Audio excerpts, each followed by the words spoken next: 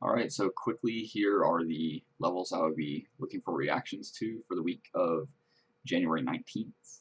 Uh, Obviously, the word for the week is caution, and we could see very little movement or big volatility. Basically, I'm going to be waiting for the most part this week. My entries or the levels I'm looking at are decidedly risk off in most cases, except for a couple pairs. So let's look at the levels. Pound New Zealand dollar, the New Zealand dollar and odd could potentially get drug around by gold. So the levels that I'm looking at for pound NZD are first the weekly pivot, the 4-hour 55, and WS slash, or sorry, the monthly support 1 and weekly resistance 1 that's in the middle of the Dynafibs, the 4-hour Dynafibs, for a short from those three levels. Pound CAD, I fib long, and we can look for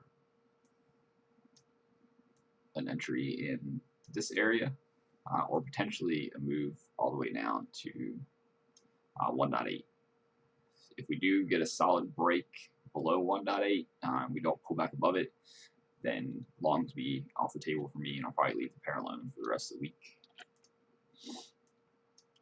Pound odd, I'll be looking for a short. Again, the Australian dollar could get pulled around by gold, and the pounds, I'm looking for it to weaken over the week. So 3 options here. We can get a pullback. Get rid of that. We get a pullback to the weekly pivot anywhere in this area from the 4-hour 55 up to I guess the 4-hour 200 or the bullish Dynafib, anywhere in that area. And then our third option is to break this 200, pull back, and have short signal.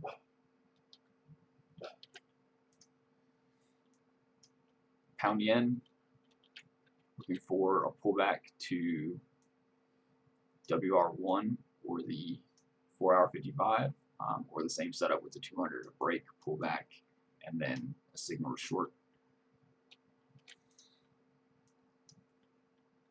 Pound USD, I think this will definitely depend on what happens with the dollar for the week. We'll have to see, but we could see a reaction to the weekly pivot, 4-hour 55, perhaps WR1 for a short. Euro New Zealand dollar, looking for a short here as well from the weekly pivot or the 4-hour 55 WR1 area.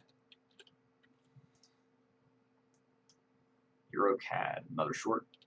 We have the weekly pivot, and you can see where our 50% fib is. It's been an SR level, and we should see the 4-hour 55 coming down into that level as well.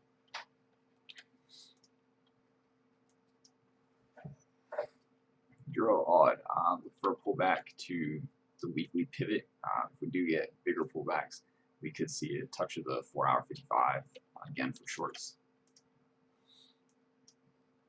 Euro yen, more shorts, weekly pivot, 4-hour 55. Same story on a lot of pairs, but extra cautious this week and solid confirmation. All right, odd New Zealand dollar.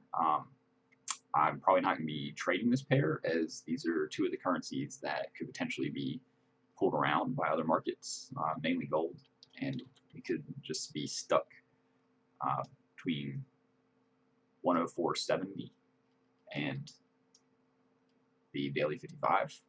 So off the table for me this week.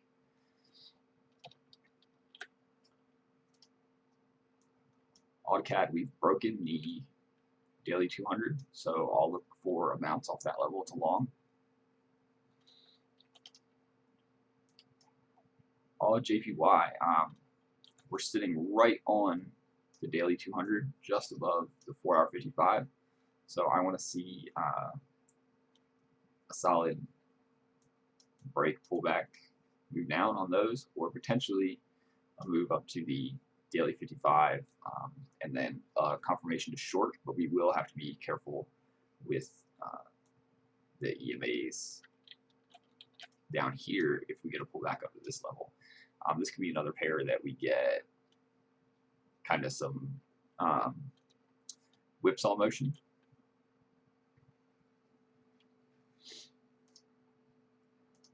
That I say that because odd could get pulled up by gold, and if we're in a continue decidedly risk off for the week, then the yen would be strengthening, and gold is likely to strengthen as well. So we could just see swings back and forth here.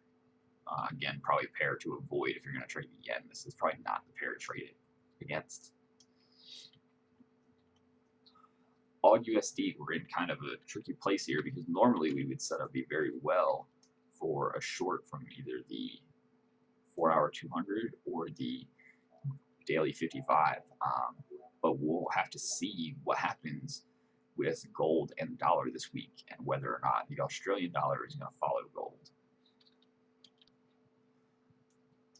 All right, New Zealand dollar CAD, we have the weekly pivot down to about WS1 and the 4-hour 55 in between, so I'll be looking for longs in that area.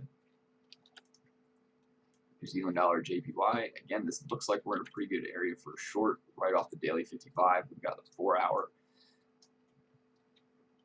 200 and the 4-hour 55 just above that, and the Dynafibs. However, again, we could see some swings on this pair back and forth. So caution on this pair as well. If you want to get in a short on a yen pair, it's probably better to do it against the euro or the pound, or perhaps the dollar. We'll have to see what happens with the dollar. All right, Euro USD. We've been ranging for a little bit here as both the New Zealand dollar and the US dollar strengthened. So you can look for shorts from WR1, longs from MS or WS1, and if you want to be a little bit more risky, you can look for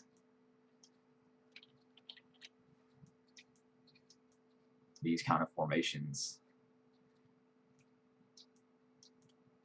to either sides of the EMA, but be careful when we hit our other bounds of the range if you take a trade from the middle.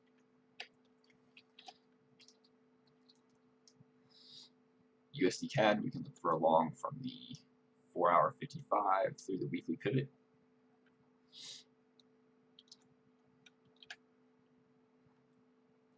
If we do break below the 4-hour 55, we can look at the Dynafibs, but we could potentially pull all the way back down to the daily 55 or 4-hour 200.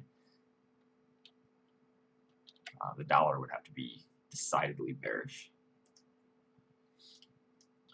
USD JPY, it looks like since I looked at this pair the first time, we've started to make this move already, but we were sitting right here, right above the super convergence zone that's forming right on the daily 55, and we have started to make our move away from that. So there may be a short on USD JPY coming before London even opens on Monday.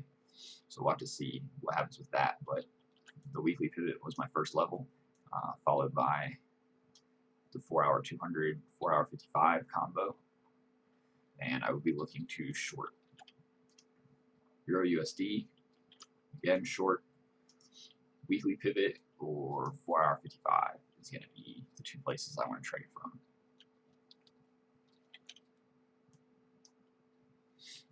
All right, thanks everybody. Stay cool this week, and remember, caution.